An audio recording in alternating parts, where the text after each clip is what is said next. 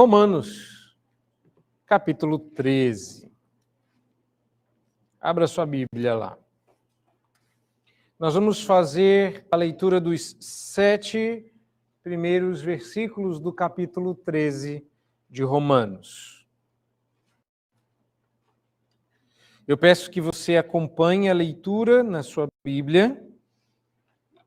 Eu farei a partir da revista aí atualizada da ARA. E peço que você mantenha a sua Bíblia aberta depois da leitura para que possamos acompanhar a exposição desse texto, que diz o seguinte: todo homem esteja sujeito às autoridades superiores, porque não há autoridade que não proceda de Deus. E as autoridades que existem foram por ele instituídas. De modo que aquele que se opõe à autoridade resiste à ordenação de Deus, e os que resistem trarão sobre si mesmos condenação. Porque os magistrados não são para temor quando se faz o bem, e sim quando se faz o mal. Queres tu não temer a autoridade? Faze o bem, e terás louvor dela, visto que a autoridade é ministro de Deus para o teu bem. Entretanto, se fizeres o mal, teme, porque não é sem motivo que ela traz a espada, pois é ministro de Deus, vingador, para castigar o que pratica o mal. É necessário que lhe sejais sujeitos, não somente por causa do temor da punição, mas também por dever de consciência. Por esse motivo, também pagai tributos, porque são ministros de Deus, atendendo constantemente a este serviço. Pagai a todos o que lhe é devido. A quem tributo, tributo. A quem imposto, imposto. A quem respeito, respeito. A quem honra, honra.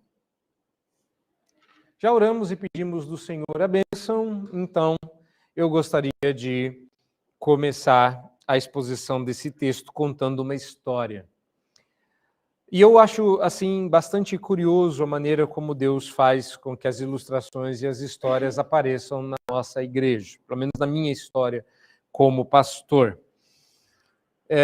Eu busquei, ao longo de toda a preparação desse sermão, uma ilustração que ligasse aos governantes, a ideia de governo. Sei lá, um episódio com eleições, dificuldades na transferência dos títulos eleitorais. Pastor, muda muito, não é? E eu faço questão de participar dos pleitos das localidades onde eu estou, apesar de muitos dos meus colegas optarem por outra via. E eu não vou falar da terceira via hoje. Eu falei para vocês que eu vou caçá-los de trocadilhos na área do governo. Mas a expressão que Paulo vai usar aqui, no verso 1, é autoridades superiores.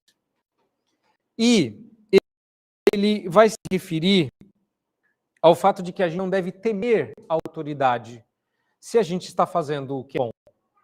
E às vezes a gente nem sabe que está fazendo o que é mal, e não é sem razão que o Estado carrega a espada na cintura. Eu tinha uma outra ilustração, mas ela não é tão boa quanto a que eu vou contar para vocês. A minha ilustração começa com hoje, alguns poucos instantes antes da gente começar o culto. Quando de outra cidade vem um irmão trazendo uma carta e me entrega. Eu geralmente não abro esse tipo de coisa para não estar com um estado de espírito abalado na hora do sermão, mas resolvi por algum motivo abrir. E sabe quando você abre o telegrama com um carimbo do Estado e você fala, eu não devia estar fazendo isso agora? E aí eu descubro que uma moto que eu tive no meu primeiro ministério, lá no interior de São Paulo, vai me dar dor de cabeça de novo. E a história dessa moto e a minha história com as autoridades superiores é a melhor ilustração para esse sermão. Eu mudei isso, graças a Deus pela internet. Mas numa época em que não havia isso, eu fazia muito do que faço hoje de aconselhamento a catecúmenos, delivery. Eu ia na casa da pessoa. Só que isso demandava um deslocamento muito grande, o carro ficou caro. A minha filha mais velha, à época, olha de quanto tempo essa moto. E aí, a cidade onde nós morávamos era muito comum andar de moto, só podia andar até 40 km por hora mesmo. Então eu resolvi carta de moto e comprar uma motinha da Honda, a Honda Dream. Eu tive que vender logo em seguida, porque eu vou contar a história. Mas nem foi por causa dessa história que eu vendi mais por causa da zombaria. Porque é uma moto muito pequenininha e eu sou muito grande. E o pessoal dizia que eu parecia um urso num triciclo, de tão esquisito que eu ficava naquela moto. Mas eis que um dia, a minha esposa trabalhava no banco, a Alana ainda não havia nascido, e naquele dia a gente resolveu ir junto até o centro da cidade onde ela trabalhava, para tomarmos um café numa padaria lá. Ela ia para o banco e eu voltaria de moto para fazer. Então ela foi de carro e eu fui de moto. E nós fomos conversando no trânsito, ela parava do lado, batia papo, andávamos, chegamos lá, estava tudo bem, tomamos o café e vim embora. E aí eu conhecia já esse texto, né? E aí eu vi uma blitz, algo raro naquela cidade. Mas eu não pensei duas vezes, continuei, ergui o e falei, não preciso temer a autoridade, só se eu estivesse fazendo algo errado. E aí eu continuei tranquilamente, rindo das pessoas que os policiais iam parando. E eu estava estreando ainda na minha alergia a policiais rodoviários. O policial rodoviário, se me vê, ele me mata. Né? Minha esposa, na época, não sabia disso, até o dia que ela estava no carro comigo e ela viu. Eu estava perto que eles mandam eu parar. Aí eu falei, até aí nenhuma novidade, parei a moto. Estava tranquilo. Tá tudo bem? Tá tudo bem. Capacete? Posso tirar daqui, certinho. Velocidade? Ok. Luzes funcionando? Todas. Documento? Tá aqui. Tá vencido. Oi? Nós vamos apreender o quê? A moto, meu senhor. A moto fica, o senhor pode ir. Apreender a moto? Ficou? Como é que eu faço para ir embora? A autoridade pôs a mão no cinto e disse, meu senhor, isso não é um problema meu. Meu problema é a sua moto. Ela fica. Eu fui com o capacete no braço, andando, tentando entender o que tinha acontecido. Senhor, eu faço tudo certo, mas eu sou um pagador de impostos, como eu esqueci de pagar o IPTU da moto? Como é que é? Pois é, eu sou um bom pagador de IPVA, como vocês podem ver. E aí a minha moto, aí começa a minha dor de cabeça com essa moto. Aí a moto vai para o pátio. Aí quando você tem que pagar a multa, tem que pagar o pátio, morre um dinheiro. Aí te dão uma moto toda detonada. Aí a moto veio quebrada. Aí aquela moto, eu desgostei, fiquei devendo, vendi a moto. Aí a pessoa não passou para o nome dela, roubaram a moto. Tudo bem. Anos depois, eu já não estou mais naquela cidade, me ligam as autoridades civis. O senhor tem que comparecer à delegacia. Por quê? Porque uma moto em seu nome foi envolvida em um delito. Foi apreendida junto com os ladrões. Chegou lá, eu tive que olhar para os homens. Eles te conhecem, eu faço parte da gangue. Não foi tua moto para ser roubada, não foi. Eu tirei férias, fui até lá para fazer isso. No final das contas, nós vamos aprender a moto de novo. Eu falei, fica aí com essa moto. Mas porque ela é fruto de delito, não sei o que e tal, nós vamos ter que prender os documentos e está nisso até hoje. Se eu abrir meu documento de veículos aqui, ela consta, essa moto consta lá. Aí vocês têm essa cartinha. Essa moto foi pega de novo em Cuiabá. E eu estou sendo notificado de que a minha moto, que não sai do meu nome, que eu já entrei com processo, que eu já pedi, pelo amor de Deus, que eu já avisei, que eu já fui ao Detran, ao Ciretran, ao Conatran, a todos os TRAN, e essa moto não sai do meu nome. E eu estou sendo aqui agora notificado que se eu não for a Cuiabá pagar todas as multas, o pátio e a documentação, eles leiloarão a moto. E eu perderei a moto para sempre.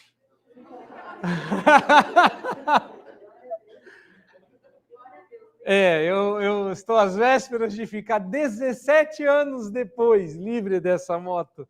Quando eu olhei as ameaças e a melhor parte, é a parte em que esse telegrama diz assim: vale frisar que esta comunicação não é um ato de cobrança. Obrigado, Deus, por atender as minhas orações.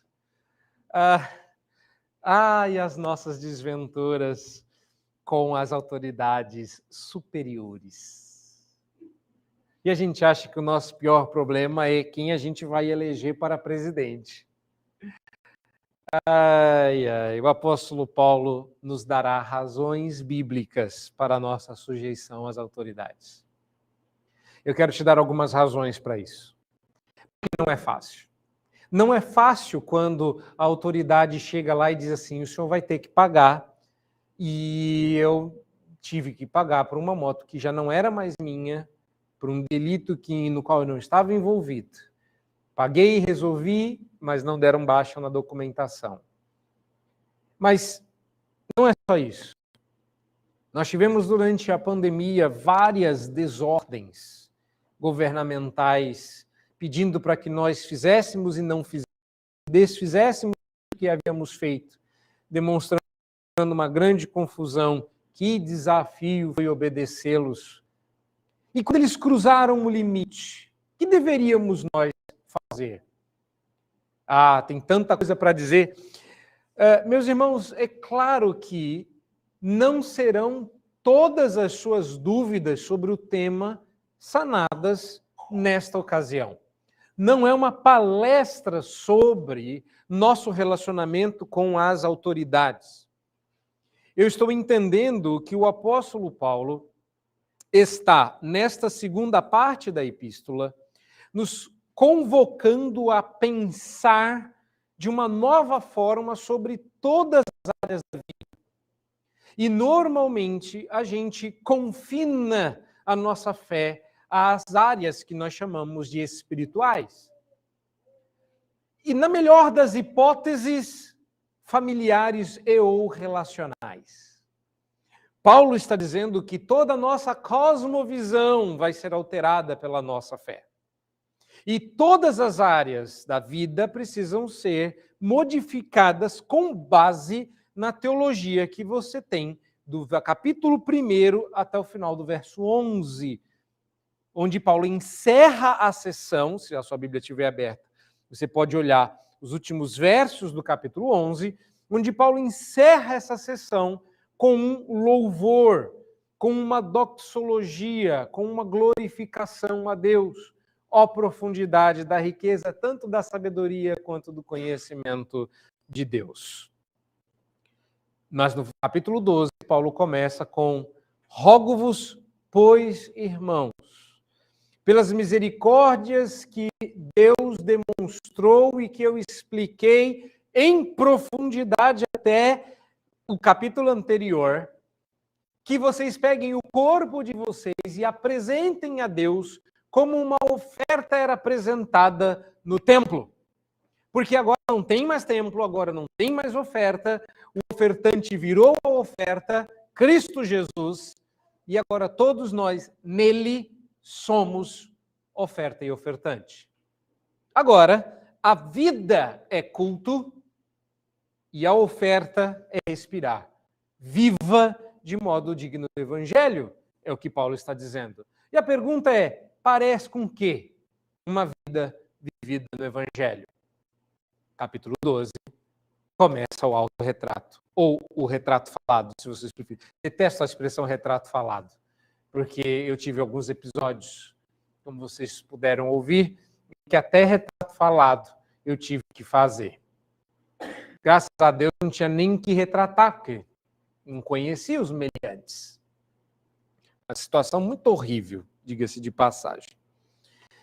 Chega um momento da gente falar do nosso relacionamento com as autoridades civis. E uma das coisas que a gente adoraria ter, por conta da nossa percepção de injustiça em relação às autoridades civis, é, pastor, fala logo quando a gente pode desobedecer.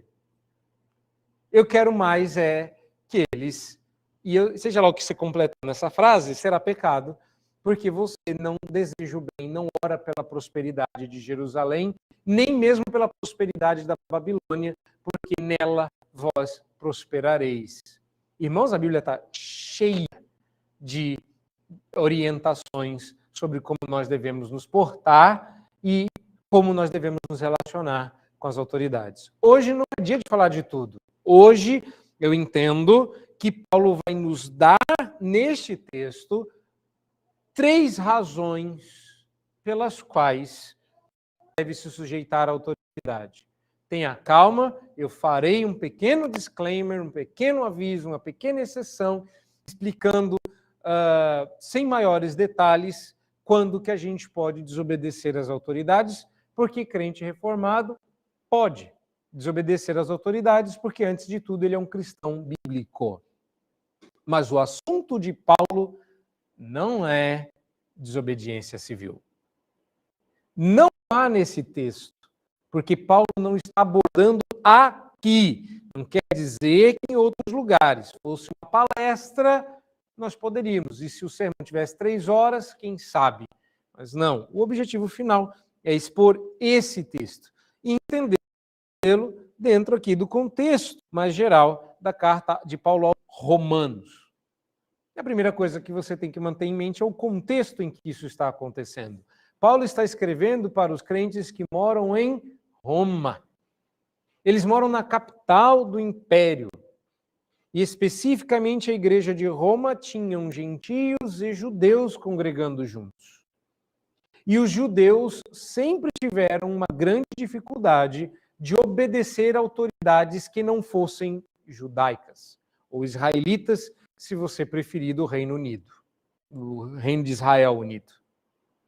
Eles tinham grandes dificuldades de entender a submissão a uma autoridade não israelita. Eles foram corretamente, mas eles esquecem que foram eles que falharam. Paulo, inclusive, explica a exaustão, a falha do povo dele, mas eles falharam na missão primeva de espalharem o governo israelita pelo mundo. De fato, o projeto era muito bom, a forma de governo que Deus colocaria em Israel deveria inundar toda a terra. Eles acharam que era monarquia israelita, quando na verdade era a teocracia para a qual eles viraram as costas quando pediram para Samuel um rei. Eles tinham um rei. Deus era o rei. Os homens, no máximo, eram juízes. Mas eles pediram para o grande juiz Samuel, faz um reizinho para nós. E Deus lhes deu um rei à sua imagem e semelhança. Ele não se chamava Davi, ele se chamava Saul. Aprendida a lição, Deus resolveu dar-lhes um rei conforme o seu coração. Mas a gente percebeu que rei humano nenhum ocuparia o lugar de santidade e perfeição que eles esperavam. Dali para frente, a coisa foi ficando pior e pior, até que o reino se dividiu e a monarquia israelita já não era mais um exemplo excelente a ser seguido. Eles foram vencidos eventualmente, para pular aqui inúmeras eras, guerras, idas e vindas. Eles foram finalmente vencidos pela última besta que foi profetizada por Daniel. O Império Romano passa por cima e domina sobre tudo e todos. No capítulo 1 dessa carta, nós já somos informados que o governo romano era muito corrupto, mau, promíscuo, terrível. Se espera, então, no capítulo 13, Paulo, quando retoma a questão das autoridades, ele vai justificar nos pecados dos seus governantes a desobediência civil. E nós somos surpreendidos com, ao invés de uma liberação para desobedecer, uma ordem para sermos sujeitos ou, se preferir, submissos à autoridade. Fomos surpreendidos aqui. Os crentes em Roma estavam divididos. É para obedecer ou não é para obedecer à autoridade? Paulo desempata o jogo. Nem ousem desobedecer. É importante que nós estejamos sujeitos à autoridade, verso 5. É necessário que lhes estejais sujeitos. Como eu sou brasileiro e eu partilho das mesmas dificuldades que qualquer um da minha pátria, a pergunta que eu quero fazer não é se eu tenho ou não que obedecer às minhas autoridades. Infelizmente, e eu falo isso com um pouco de dor, porque isso é pecaminoso, eu sei que tenho. Que eu adoraria, não. Eu adoraria a insurgência. Eu adoraria o levante, a rebelião. Aquele tiro que ninguém vê de onde veio, mas que pega o Kennedy no carro. A gente tem uns candidatos a Kennedy aqui no Brasil. A gente adoraria de eliminar do pleito. E Paulo está dizendo, como instrumento de Deus, qualquer coisa nesse sentido não só está longe da vontade de Deus, como é um pecado contra Deus. E aí a gente fica, meu Deus, e agora? É claro que vocês vão ter dúvidas no final, mas eu vou arriscar. Não dá para falar de tudo, então vamos falar do que esse texto nos ensina. Eu creio que nós temos aqui 3 lições, ou 3 razões quais você deve obedecer à autoridade. A primeira razão está no verso 1 e 2. A primeira razão pela qual você tem que obedecer à autoridade é muito clara. Toda autoridade vem de Deus. Esta é a razão. E ele não está falando só do governante principal ou civil, porque ele usa uma expressão tão genérica que vai dos pais, passa pelas autoridades dentro da igreja e chegam aos governantes civis. Paulo vai usar a expressão autoridades superiores. A expressão em grego aqui é uma expressão um tanto quanto forte, causa, eu entendo, desnecessariamente um pouco de celeuma, mas o que ele está dizendo aqui é pessoas investidas de poder. Toda pessoa que tenha que tenha algum tipo de exercício de poder deve, dentro da sua escala e de maneira organizada e apropriada, ser respeitada. E a razão é porque Deus é um Deus de ordem. Deus ordena as coisas, não só porque ele dá ordens, mas porque ele põe em ordem. E Deus faz as duas coisas em Gênesis 1. Ele dá uma ordem, haja luz, e depois ele põe em ordem, luz de dia, trevas à noite. E separa, ele organiza. Deus gosta desse tipo de organização. E a razão é, toda alma, todo homem esteja sujeito às autoridades superiores, porque não há, porque junto, gente, português, resposta. Porque não há autoridade que não proceda de Deus. O pecado nos faz rebeldes. E o que a gente não gosta quando é rebelde? De ser e ter autoridade. Então, toda essa ânsia, toda essa dificuldade que nós temos com a autoridade, sabe, aquela coisa que hoje se tornou até elogiável disfarçadamente, a gente sabe que é errado, mas ele fala assim, fulano tem problemas com a autoridade, ele tem dificuldades com a autoridade, e a pessoa às vezes confessa isso, inclusive no mercado de trabalho, você me perdoe, naquele momento da reunião é que eu tenho dificuldades com a autoridade. E a pessoa fala, tá explicado. Deve ter algum tipo de transtorno de rebeldia autoritativa por aí. Mas o ponto é, tendo ou não, e eu estou brincando porque tem um transtorno de pessoas, que têm dificuldades com a autoridade, tá? É que temos, né? Todd, aí. Aí, ó, tá vendo? Os pecadores tudo sabem. Temos psicólogos presentes que vazam a informação. Existe. Eles acharam que eu estava brincando. Eu só não decorei ainda o nome. Na minha época, Todd era uma coisa boa. Aí cai uma letra, vira outra coisa. O Todd. Transtorno positivo diretivo. Isso, que coisa linda. Né? No aconselhamento redentivo, nós chamamos isso de rebeldia mesmo. Nem redimimos o... E o problema é que é pecado porque a razão pela qual você tem que obedecer à autoridade é que a primeira autoridade é Deus e toda autoridade deriva dele. Se você preferir, a autoridade, segundo esse texto, é teorreferente. Toda autoridade tem referência em Deus.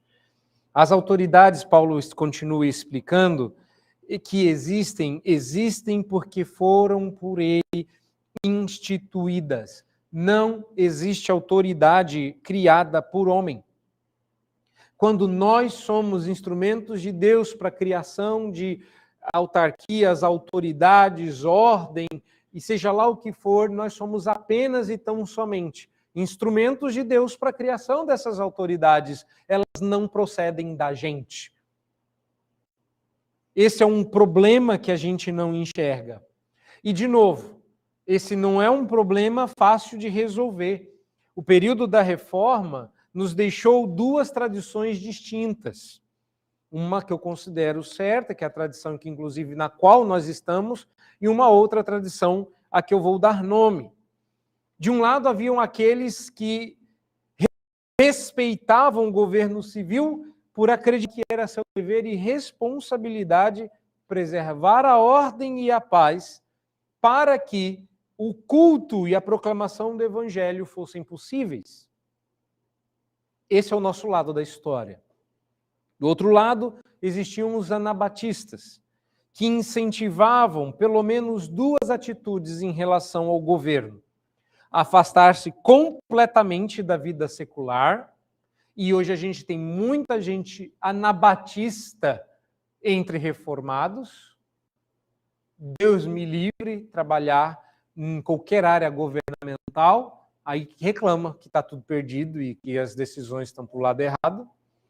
Ou formar uma comunidade cristã que obedeça os modelos bíblicos, criando uma nova teocracia, que são os teonomistas, também no nosso lado da história. Esse aí é o pessoal que diz assim, não se envolva, vamos criar a nossa própria versão. Ou então estabelecer o reino de Deus na terra e, se caso necessário, se rebelar contra os governantes ímpios que resistam sob pena de morte. Existem duas posturas. Ou eu não me envolvo, ou eu me envolvo para tomar, para conquistar, e, se necessário for, para vencer o inimigo. Esses eram os anabatistas. Os reformadores que a gente seguiu, os presbiterianos estão nessa mesma tradição, são chamados de reformadores magistrais, porque eles consideravam todos os governantes, a ideia de magistro, né, de mestres, de governantes, eles temiam que essas alternativas que eu acabei de falar dos anabatistas, ou não se envolve ou se envolve demais, eles chamavam isso de radicais, e eles temiam que essas alternativas levassem à desordem e procuravam conter com uma certa veemência esses radicais de ambas as pontas. Então, de maneira geral, os reformadores concordavam que as autoridades civis são divinamente instituídas para proteger o povo, servir ao bem comum e, portanto, não empenhavam a espada em vão. Se a gente lê o que a gente crê sobre as autoridades e comparar com as nossas autoridades, eu sei o que passa no nosso coração rebelde. Mas se a autoridade foi instituída por Deus para isso, e a nossa autoridade está fazendo o oposto, então nós deveríamos nos levantar contra eles. Eu sei que é isso que passa pela nossa cabeça, mas eu quero lembrá-los que Paulo está escrevendo aos romanos, na época dos imperadores romanos, e ele já tinha criticado de maneira um tanto quanto forte o governo romano. Mas ele está dizendo, nós, civis, devemos obediência. Por quê? Porque toda autoridade procede de Deus. E ele, inclusive, faz isso 3 vezes. Não sei se vocês repararam isso no texto. Ele afirma 3 vezes que o Estado tem uma autoridade que provém de Deus, cujo ministério provém de Deus. Tanto é que no verso 2, Paulo diz que se você se opõe à autoridade, na verdade, sua oposição é a Deus e à ordenação de Deus. Tanto que aí eu achei curioso, e eu concordo com isso, que o finalzinho diz assim, os que resistem trarão sobre si mesmos condenação. E a gente pensa assim, bom, furar bloqueio vai preso mesmo. Passar no pedágio sem pagar tem implicações. Mas todos os comentaristas são unânimes que Paulo está se referindo aqui à condenação da parte de Deus e não dos governos civis. Alguns vão dizer assim, não, ele está falando da condenação aqui, porque quando ele fala no verso 5 sobre o temor da punição, é o temor da punição civil. E o outro lado diz assim, não, é o temor da punição divina. Por que que eu caminho na questão da punição divina e não da questão da punição civil? Porque Paulo não está pensando esse assunto coram homini, diante dos homens. Ele não está pensando isso nos âmbitos meramente civis. Paulo está pensando a questão coram deo, diante de Deus. Paulo está pensando como um crente tem que se comportar. A razão pela qual o crente tem que se comportar com os seus governos civis não é porque ele quer que está com medo de ser preso. Uai! Eu me lembro desse negócio, quando eu era... Vou falar isso, é o atestado de velhice. Quando eu estava na UMP, para não dizer quando eu era jovem no sentido presbiteriano, que você só é jovem até os 35, oficialmente falando. Então, não é isso? Depois de todos os 35, você deixa de ser jovem. Então, quando eu estava na juventude, e você entra na juventude um pouco cedo, né? Porque deixa a adolescência e vai para a juventude. E aí eu me lembro que muitos na UMP iam virando, ou no finalzinho da UPA, né, deixando a adolescência, entrando na juventude, fazendo 18 anos. E as devocionais na casa deles, a gente tinha muitos jovens e quase todo final de semana ela estava festejando um aniversário, e aquela casa toda virando 18, e o povo lá, agora, as devocionais, eu cansei de ouvir isso. As pessoas viravam 18 anos, a pessoa abria a Bíblia e falava assim, agora você pode ser preso. Eu ouvi isso. Olha, agora tem que ficar esperto, porque agora, né, agora é maior, pode ser preso, né, vai dar ruim. E todas as devocionais eram nesse sentido, teme a autoridade civil, porque agora você pode ser preso. Paulo não está falando disso, porque você vai ser preso se você fizer alguma coisa errada, a sua moto vai ser presa. Né? Não teme se você não tiver feito nada. Quando me ligaram dizendo, vem aqui reconhecer os seus comparsas, porque a sua moto foi usada para roubar, mas gente, eu não tenho nada a temer, não. Vamos lá. Eu até brinquei com o Marcelo, se eu não sair, é porque vão achar que eu me entreguei. Se eu não demorar muito para sair, você entra e começa a chamar pelo marido que foi preso. Demorei um pouquinho, mas saí, como vocês podem ver. Depois de alguns, estou brincando, né? Depois de alguns anos.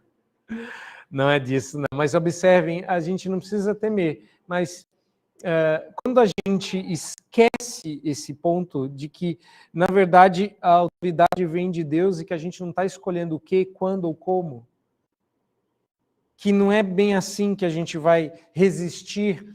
A resistência ao Estado é um caráter de exceção. E que toda vez que a gente busca razões para isso, nós estamos em pecado. E que Paulo está pensando nas razões cristãs para se obedecer ao magistrado, eu só posso chegar a uma conclusão: a condenação e a punição a que Paulo se refere nesse texto vem da parte de Deus.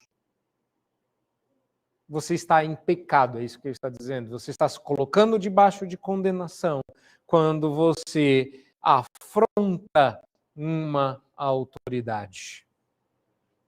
E como está na moda ser desrespeitoso com a autoridade, nós deveríamos fazer diferente. Nós deveríamos lhes dar honra. E muito antes da gente sair se vitimizando, dia de avisos, dia de distribuição de cartas hoje, e muito antes de nós nos vitimizarmos buscando razões pelas quais o Estado nos oprime, pobre de nós cristãos, lembrem-se da exortação de um dos reformadores que diz: as perseguições não devem ser provocadas ou incitadas pela recusa de se fazer o que os líderes exigem por direito próprio e o que pode ser feito sem ofender a Deus. Tem muita coisa que os nossos governantes pedem que está errado, mas não ofende diretamente a Deus e que a gente tem que fazer. Leia-se imposto de renda. Quando a gente fala imposto de renda, todo mundo levanta, né? Está todo mundo assim, viajando na graça. Você fala, pastor, hoje é domingo, né? Vai lembrar do imposto de renda. É que só dói em quem tem que pagar o imposto de renda. Vocês que receberam, estão aí, né? Ah, imposto de renda é verdade, vou receber em outubro. Né? Que bom, olha a esperança de glória. Para a maioria de nós, outubro, você está ainda na sexta parcela. Falta tanto. Não é? Você trabalha para pagar porque trabalha. Não é? Você fala, finalmente vou ganhar mais. Aí você passa um fiapinho assim da margem, né? Você fala, nossa, vou receber 10% de aumento, vai pagar 17%. Ei, que maravilha. Aí você fala, não quero. E, aliás, eu tenho até uma implicação sobre isso aqui. Quando a gente tenta burlar e aquela maquiada no imposto de renda. E eu já respondi tantas vezes isso quando eu era seminarista. Dá aquela fuga no imposto de renda é pecado, porque tá errado, né? Eu falei, tá dois errados, o Estado e você. O Estado tá errado, mas você está em pecado. Tem muita coisa, meus irmãos, que tá errado. Tá errado pagar o que a gente paga na gasolina de imposto. Tá errado a gente ter que pagar por tanta coisa. Está errado eles darem ordens tão contraditórias. Está errado eles quererem mandar na gente como se nós fôssemos propriedade deles. Está errado que eles achem que os nossos filhos lhes pertencem quando pertencem ao Senhor, sendo nossos em primeiro lugar, e nós os entregamos ao serviço divino no batismo. Mas ainda assim, tem muito disso que a gente tem que obedecer. Não, a gente não se levanta. A gente pode fazer isso pelas vias corretas, a gente pode apresentar as nossas dificuldades, a gente pode dizer, mas não se rebelar à toa. Existe um momento em que a rebeldia contra o governo civil é legítima, e eu vou falar agora no meu segundo ponto. Mas antes de chegar lá, o aviso. Rebelar-se contra a autoridade, em última instância, é rebelar-se contra Deus. Grave isso. Grave isso. Por quê? Porque o Evangelho é tão inimigo da tirania quanto ele é da anarquia. Grave isso. O evangelho é tão inimigo da tirania quanto ele é da anarquia. Ponto 2. Qual é a segunda razão que Paulo nos dá para obedecer às autoridades civis? Versos 3 e 4. E a razão é que a autoridade é ministro de Deus para o nosso bem. Essa é a segunda razão. Por que junto? Verso 3, segunda razão. Porque os magistrados, guardei, né? Não devia ter falado porque os reformadores eram magistrais antes, adiantando material. Porque os magistrados, que é a palavra que são autoridades investidas de poder, os magistrados não foram criados e feitos por Deus para temor. É curioso, não é? Quando eu era menor, morava no Rio de Janeiro, eu me lembro de que alguns dos meus colegas sempre diziam que a gente deveria correr e temer a polícia. Isso é desde pequeno, alguém tentando dizer para você, governo é algo que se deve ter medo. Aí você cresce, vira crente e descobre que só tem uma pessoa a quem um homem cristão deve temer. E ela não é o pastor. Sei que vocês me usam em casa para fins pedagógico-disciplinares. Não é? Oi, senão eu vou levar lá para você conversar com o pastor. O pastor está olhando para você. O pastor não vai fazer nada, só vai conversar. E não é o tipo da conversa que eu tenho com as minhas filhas. É que, percebe como a gente cria temor? Eu vou conversar contigo. Olha, o pastor vai conversar com você. Na cabeça da criança meu Deus, não quero ter esse tipo de conversa. Não é? Não, eu só converso. Não uso as mãos, posso conversar com as mãos para trás. Tem coisa que dói mais do que o que o pai e a mãe faz. Mas esse não é o ponto. Deus me livre que vocês me temam mais do que temam a Deus. Deus os livre de temer a autoridade civil mais do que vocês temem a Deus. O só teme uma pessoa, só se dobra para uma pessoa. Ele só treme diante de um único ser, Deus. O resto a gente honra, respeita, obedece, mas não precisa temer. E aí o Paulo vem e diz assim, os magistrados não são para temor quando se faz o bem. E sim, quando se faz o mal. Queres tu não temer a autoridade? Paga o IPVA. Paga o IPTU. Aliás, pagar a taxa é o último ponto. Que eu adorei esse texto, até a parte em que ele vira e fala assim, por esse motivo também pagais tributos. Essa parte podia ser né? Podia não estar no melhores manuscritos, podia ter uma versão da Bíblia, uma outra revista aí mais atualizada que não tivesse, mas parece que está lá mesmo. Queres tu não temer a autoridade, faz o bem e terás o louvor dela. Faz o bem e terás o louvor dela. Visto que a autoridade é ministro de Deus para o teu bem. Entretanto, se fizeres o mal, teme. Você não teme a autoridade por causa do mal, mas você teme a autoridade porque ela é ministro de Deus para fazer justiça.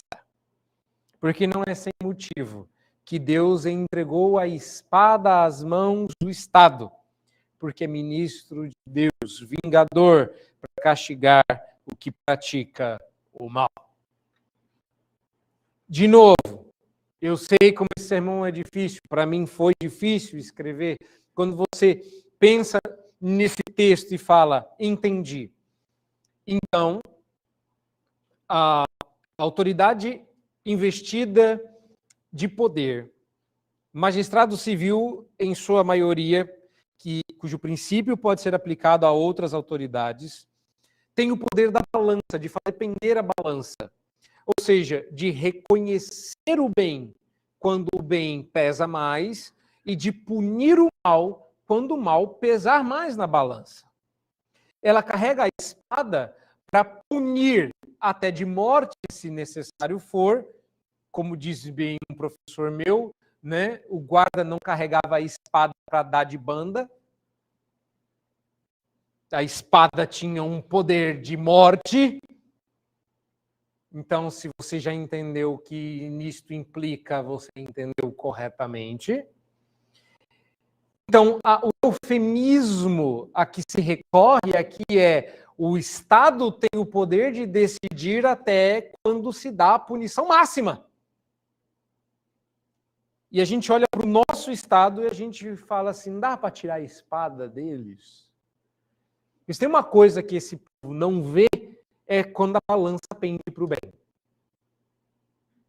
E eles invertem a balança, põem a balança de cabeça para baixo. Quando você faz o bem, pesa como se fosse mal. Você parece errado quando está certo. Eu entendo isso. Eu entendo como é difícil para nós. Você não vai deixar de entender esse sermão. O seu problema vai ser aceitá-lo. Já anota aí. Porque a sua dúvida pode não ser de entendimento. Pode ser de aceitação. E eu gostaria de dizer neste ponto, visto que a autoridade é ministro de Deus para o nosso bem, que as autoridades não precisam da igreja para validá-los. Sabe aquela coisa que às vezes a gente usa a versão cristã, mas que foi moda alguns anos atrás? Fulano não me representa? Na verdade, representa. Se ele é uma autoridade civil legitimamente constituída, mesmo que você não tenha votado nela, uma vez que ela toma posse, ela te representa. E eu sei que é péssimo, né? Porque às vezes ele fala um português pior do que o seu, e pensa coisas que você não concorda, ele faz coisas que você não faria. É um péssimo representante, mas para nossa tristeza e humilhação, nos representa. Na verdade, a fé reformada vê no cargo público uma grande coisa, uma excelente vocação ordenada por Deus para o bem comum. É difícil até da gente falar aqui dos magistrados por conta da opinião que a gente vem sendo bombardeada para pensar mal deles o tempo todo. Eu sei que eles também não ajudam, é verdade. Eu sou brasileiro, vivo aqui. Eu não quero falar só de teologia, eu quero falar para vocês da nossa teologia e entender que eu compartilho, e fazê-los entender que eu compartilho dessas dores. Mas você também precisa entender que a função de servidor público, em qualquer cargo que seja, não deve ser o de servir aos seus próprios interesses, mas ao bem-estar dos outros. Essa é a pior coisa, porque a gente só enxerga este papel no governante máximo. Se no governante máximo trabalha com uma horda de egoístas, porque ele seria o único altruísta da cadeia. Servir publicamente não é nem pecado, nem errado, nem deve ser evitado. É bom, mas você tem que entender para quê. Para o bem público. E essa é uma coisa que a gente perdeu. Quando a gente pensa no serviço público, a gente pensa na estabilidade nossa. A gente pensa na segurança nossa. A gente pensa na gente. A gente não pensa em quero me tornar um servidor público, que eu quero servir o público. A pior coisa, você já foi no departamento público, você sabe que a última coisa que quer é servir o público que aparece lá. Tem até a impressão que a gente não é bem-vindo em nenhuma repartição pública. Vocês já tiveram essa impressão? Então isso aqui não é só um puxão de orelha para nós, é para todos. Eles estão errados, mas como é que é a nossa postura em relação a isso? Bom, a primeira coisa é que quando alguém é movido por egoísmo rumo ao serviço público, ele peca primeiramente contra Deus ao se tornar parte do problema, ao invés de se tornar uma bênção. Um outro aviso importante a dar, que somente quando as autoridades constituídas contradizem os mandamentos de Deus, é que se tornam tirânicas o suficientes para nos dar razão para resistir, pois importa obedecer a Deus e aos homens. É neste ponto que eu chamo a atenção de vocês para o detalhe, que eu disse que não vai ser profundo, mas que é importante dizer. Os magistrados não foram feitos para temor quando se faz o bem, e sim quando se faz o mal. Ela é a autoridade, verso 4, é ministro de Deus para o teu bem. Final do verso 3, quando fazes o bem, terás o louvor da autoridade, porque ela é ministro de Deus. No verso 4, Paulo se refere à autoridade 2 vezes como ministro de Deus para o teu bem. Quando essa autoridade se volta contra o povo, ela ainda assim é uma autoridade ministra de Deus. Essa autoridade se volta contra Deus, ela deixou de ser ministro de Deus. Porque a gente se esquece que algumas vezes a autoridade civil foi usada na Bíblia, inclusive, como instrumento de justiça divina para punir um povo rebelde. Então não é porque a autoridade faz mal para o povo que a gente está autorizado a se rebelar contra ela. Ela pode ser ainda assim ministro de Deus para o nosso mal. Por quê? Porque fizemos o mal. Está aqui, verso 4. Se fizer o mal, teme, porque ela também é ministra de Deus para castigar o que pratica o mal. A gente só tem liberdade para se rebelar contra a autoridade civil quando ela deixa de ser ministro de Deus, ou seja, quando ela se volta contra Deus.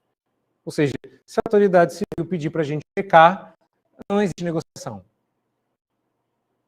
Se o que ela está exigindo termina em pecado, como, por exemplo, se ajoelhar diante do rei quando a banda tocar, prestando culto ao imperador, aí não vai, aí, como vocês mesmos dizem, né, não vamos estar podendo. Mas se ele pedir para a gente pagar imposto, a gente vai ter que pagar imposto. Que é o terceiro ponto. Mas antes da gente ir para o terceiro ponto, vamos fechar o contexto próximo, o contexto geral dos escritos do Novo Testamento. Esclarecem que o Estado tem direito de exigir obediência dentro dos limites dos propósitos para os quais Deus os instituiu. E dentro desses limites, nós devemos enxergá-los como ministros de Deus. O cristão deve ter as coisas certas no seu devido lugar. E uma dessas coisas é diferenciar com clareza quando uma pessoa tem um ministério individual ou quando ela tem um ministério governamental, caso ele desempenhe. Esse cristão, essa pessoa desempenhe. Ou seja, no papel de Estado, você pode ser obrigado a fazer algumas coisas que estão contra o que a gente gostaria, contra os nossos princípios, jamais. Porque Daniel e seus amigos eram servidores públicos e não pecaram contra Deus. Então, não confundir uma coisa com outra. Ok? Terceira e última razão que eu vejo aqui pela qual a gente tem que obedecer. Eu não estou gostando disso tanto quanto vocês. Se tivesse uma guerra civil, eu ficaria do lado do Capitão América. Com certeza. Entendeu? Eu tenho isso em mim, sou pecador.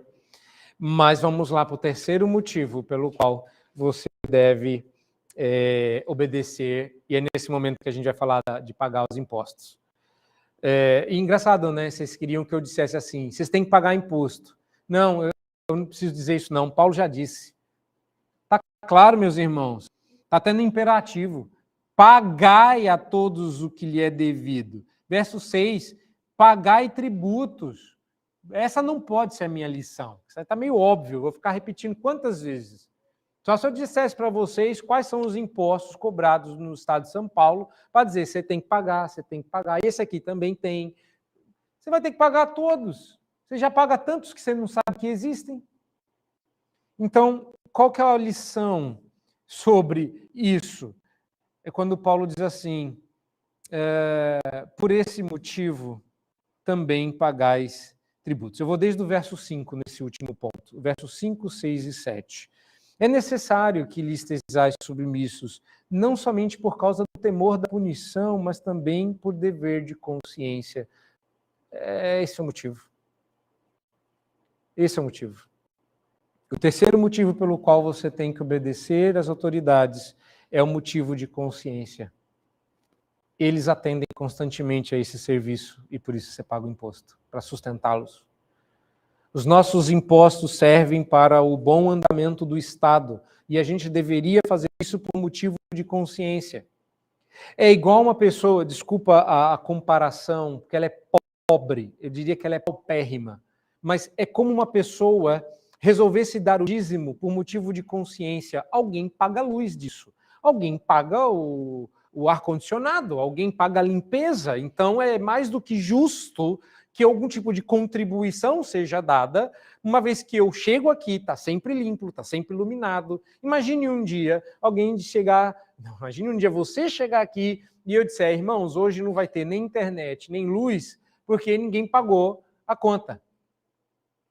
E dizer que essa é a razão pela qual a gente deve dar o dízimo. Não, Malaquias diz que a razão pela qual a gente dizima é dar a Deus o que Deus exige, com vistas a, como efeito colateral, haver mantimento na casa do Senhor, ou seja, a gente paga essas contas, mas veja, até um motivo de consciência desse faz com que você pague a anuidade ou a mensalidade de um clube.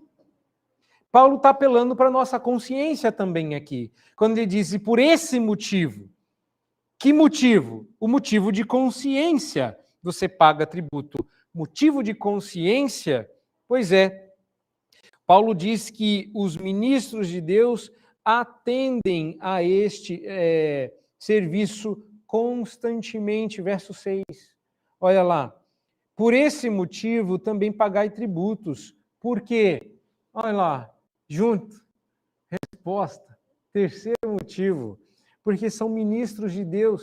Terceira vez que Paulo diz que eles são ministros de Deus, atendendo constantemente a este serviço. O Evangelho não defende claramente nenhum tipo de governo secular. Ele aprova todas as formas de governo que os povos e as leis sobre os assuntos tenham erigido como forma de governo, desde que de acordo com a razão. Ao mesmo tempo, o Evangelho também ensina ao fiel que ele deve olhar para a sua vida eterna, o seu novo nascimento espiritual, e entender que isso muda a vida que ele tem aqui, que essa vida nova no seu coração se manifesta na esfera pública. Ou seja, o exemplo que eu ouvi alguns anos atrás está errado. Eu ouvi alguns anos atrás de uma pessoa que tinha acabado de se converter, entendeu que ela era um cidadão de outra pátria, a pátria celeste, do reino de Deus, e passou, isso é uma história real até onde eu sei, passou no pedágio sem pagar. E aí ele foi parado. E ele parou tranquilamente. E ele deu a explicação. Eu não vou pagar o pedágio. Ele falou, mas o senhor tem que pagar o pedágio. Eu falei, não tem não. Ele falou, como é que o senhor não tem? Ele falou, eu não sou daqui. Ele falou, de onde você é? Ele falou, sou cidadão do céu. Não vou pagar. Hã? Não era o anjo, não. Era o irmão dele, deve ser. Né? Perceba que esse tipo de... Imagine em que ponto uma pessoa tem que chegar para dizer assim, agora eu não vou pagar mais impostos. Eu conheço pessoas, sim, hoje em dia, gente mais velha do que eu, que não paga certos impostos porque acha que esses impostos não são justos e Deus não se agrada deles. E tem que pagar. Ele estava falando provavelmente de imposto ligado à renda pastoral. Pastores não recebem renda, recebem congruas. E aí ele não queria pagar imposto de renda. Eu já falei para ele, no dia que o Estado vier, ele vai vir com a espada, a caixa registradora, um cofre. O Estado vai vir te pegar, meu amigo, vai levar tudo que você tem mais um pouco, vai virar a Coreia do Norte, ele vai dever você, seus filhos dos seus filhos. Você não está pagando, recolhendo lá um certo... Eu não quero nem saber, eu já tenho tanto problema com a minha moto, eu não quero saber da moto dos outros. Percebe? Irmãos, isso é sério. Isso é prático. Como assim? Pois é. E aí Paulo está dizendo assim, vou te dar uma nova razão pela qual você vai pagar seu imposto, suas taxas. A palavra de Paulo aqui é mais genérica, né, do que imposto. Imposto aparece só no finalzinho do 7, é taxa. Né? Por que a gente paga esses tributos? Porque Jesus disse, dai a César o que é de César. Se você olhar o nosso dinheiro, não tem a cara do nosso governante. Vai dar para quem? Os R$50 para Jaguatirica? Para quem que você vai dar? Vai criar um tucano agora para manter as arara? Que mais? Eu gosto daquela onça. A onça é boa. Eu gosto a azul é onça, né? Não, qual que é Não, a laranjinha, a de 200. Eu quero aquele lobo-guará. Vou cunhar uns 14 na minha casa. Pois é, uma pena, mas eu vou fazer. Tem um Jurassic Park aí para a gente ressuscitar o lobo-guará. Para eu criar, eu quero uns 14 daquele na minha casa. Entendeu? Aí eu dar ao lobo-guará o que é do lobo-guará. Irmãos, parece brincadeira. Eu sei que parece brincadeira, mas pensa. Paulo, a gente tá rindo, né? Aí a gente vai para o texto. Aí a gente chora. Tem que pagar.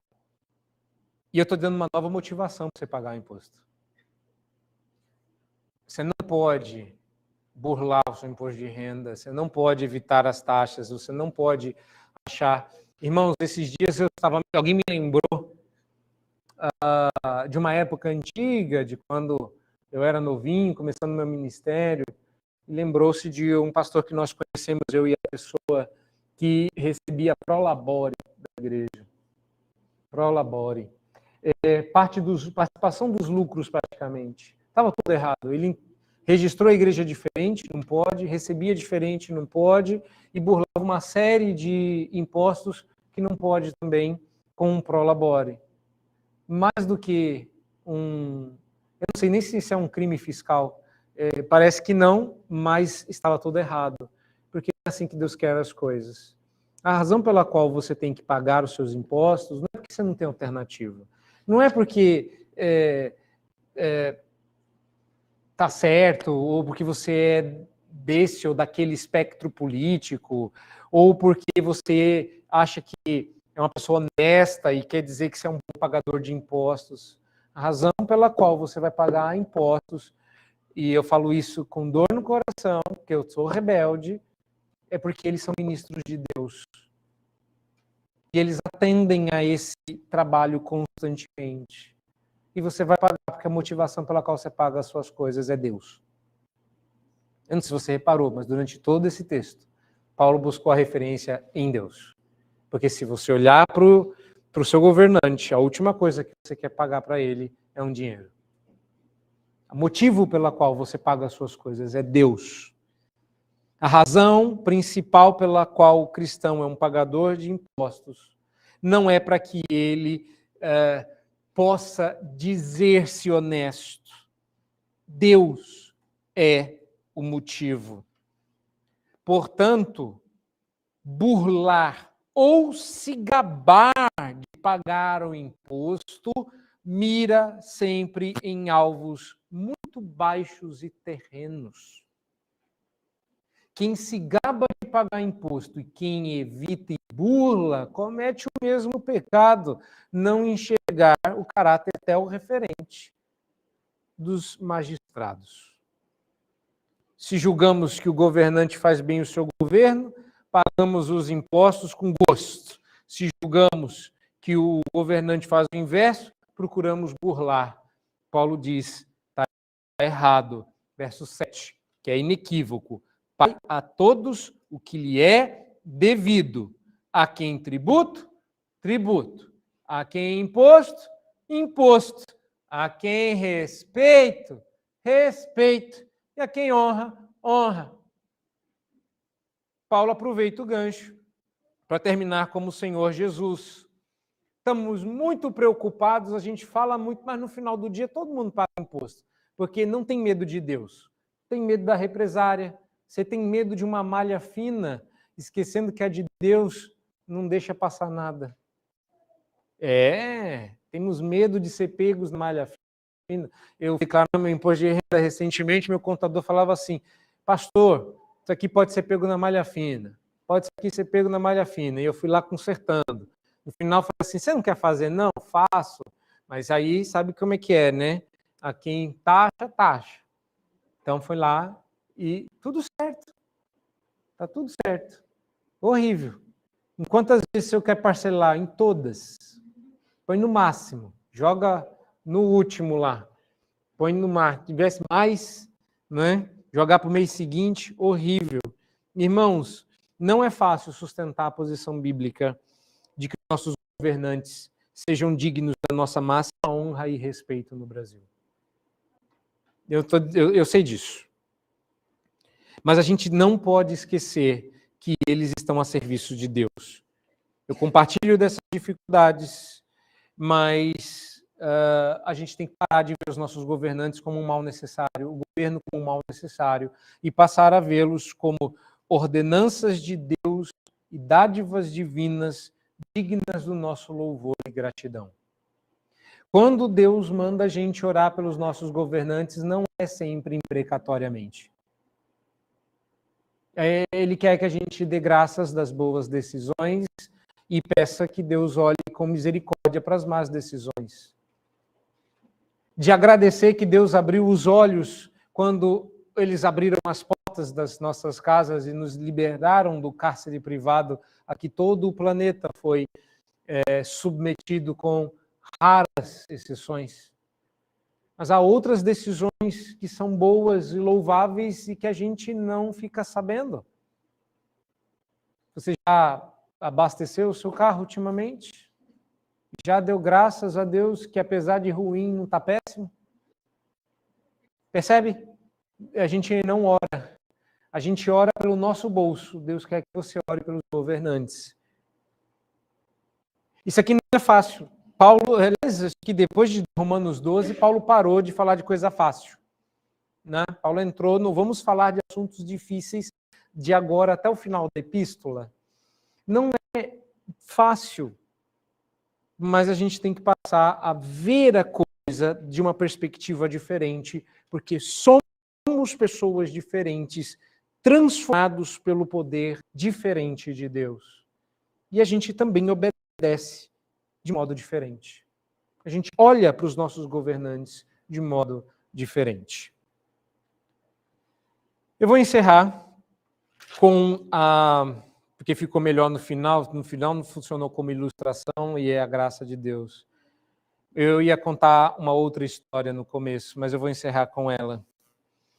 Eu tive o privilégio de ser a ovelha do reverendo Onésio Figueiredo, de privar de seu carinho e de, por pouquíssimo tempo, trabalharmos juntos no JMC como professores. Ele que foi meu pastor, ele que voltou para o JMC e depois eu voltei, então a gente teve alguns desencontros, ele foi embora de São Paulo, voltou, então foi um privilégio muito grande reencontrá-lo já pastor, quando a última vez que eu o vi, eu ainda era seminarista.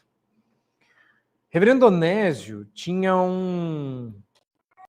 eu vou usar uma expressão que geralmente é pejorativa para mostrar o nosso incômodo. Ele tinha um cacuete litúrgico muito interessante. Ele pedia para que orássemos pela pátria, pelos governantes, pelo Brasil e pela igreja. E quando ele fazia essa oração, ele começava no Planalto Central e terminava em Patrocínio. Mas que viagem! Ele começava com o governo federal, depois ele ia para o governo estadual, depois ele ia para o governo municipal. Não estou brincando. E não era assim, abençoa o governo federal. Era nome, situação, questões ligadas ao Brasil. Depois questões ligadas ao Estado. Eu gostava dessa oração porque era tipo um feed de notícia. Eu já sabia o que acontecia pelo que orar. Depois ele começava pela institucional, pela IPB sinodal, pela IPB presbiterial, ou pelo presbitério, pelo governo da IAL, e então por todos os crentes. Você já sabe que essa oração demorava. Às vezes, eu sei que a liturgia é minha e eu sei que eu poderia colocar essa oração, mas eu sinto saudade dele orando. Porque quando eu o conheci, eu era um molecote, um adolescente bem rebelde, que Deus amansou com uma leucemia. E uma das coisas que eu aprendi ao ouvi-lo orar foi a ser mais patriota. Onésio gastava muito tempo orando, mas dava para ver o carinho que ele tinha pelo Brasil. Um carinho que eu não tinha. O mestre que eu ia estudando, terminar é o reverendo Vadislau. Eu nunca vi alguém falar do Brasil com a boca tão cheia como ele. E de conhecer, gostar. Um carinho que eu também não tinha. Um respeito que eu não tinha. Um amor que eu não tinha. Mas eu acho que o golpe final foi quando eu morei fora. E a gente fala muito mal do nosso país por causa dos nossos governantes. E se esquece que esse país tem muita coisa boa, melhor do que tem lá fora. Eu nunca pensei que eu fosse dizer isso na vida. Eu estava com saudade do Brasil. Saudade da nossa boa e velha corrupção. Eu queria voltar, né? Eu vendo lá o povo andando na rua, depondo a Dilma, eu falo aí, ó, as coisas acontecendo lá e eu não estou participando. Deu saudade de tudo. É ruim, é difícil. Mas onde está fácil? Vocês acham que estava fácil para Daniel na Babilônia? Você acha que esteve fácil quando foi um crente que sentou no trono de Israel? Você acha que é fácil querer servir em um ambiente tão corrupto e corruptor como é o governo brasileiro? Pois a razão pela qual a gente está tão em trevas é porque as luzes resolveram se apagar. E elas começam se acendendo nos nossos corações quando a gente ora pelos nossos governantes e quando a gente muda a perspectiva que a gente tem deles. Com todo respeito, Vossa Excelência está errado. Mas é excelente. Não porque tenha poder ou glória em si mesmo, mas porque Deus o revestiu de excelência quando te pôs no cargo que pôs. Como ser humano, pode ser igual a mim. Mas onde se assenta é digno da nossa reverência. Todo governo é reverendo. Lembrando que a palavra que Paulo usou ali para ministro é a palavra liturgo, de liturgia, disso aqui. E é por isso que eu não mencionei, porque a minha ilustração era sobre liturgia com o reverendo Onésio, mas acabou que Deus aprove botar eu montado numa outra moto, e eu fui para outro canto. Não é? Esse irmão seguiu outra direção. Mas que Deus nos abençoe e que Ele mude a nossa perspectiva numa grande luta, não é? Eu até comentei com a minha esposa, ela falou assim, esse negócio de amar o inimigo é difícil. Eu falei, calma, ainda tem o capítulo 13. Se está difícil amar o inimigo, imagine ter que pagar o imposto para ele. Está certíssimo. Vamos encerrar com uma oração.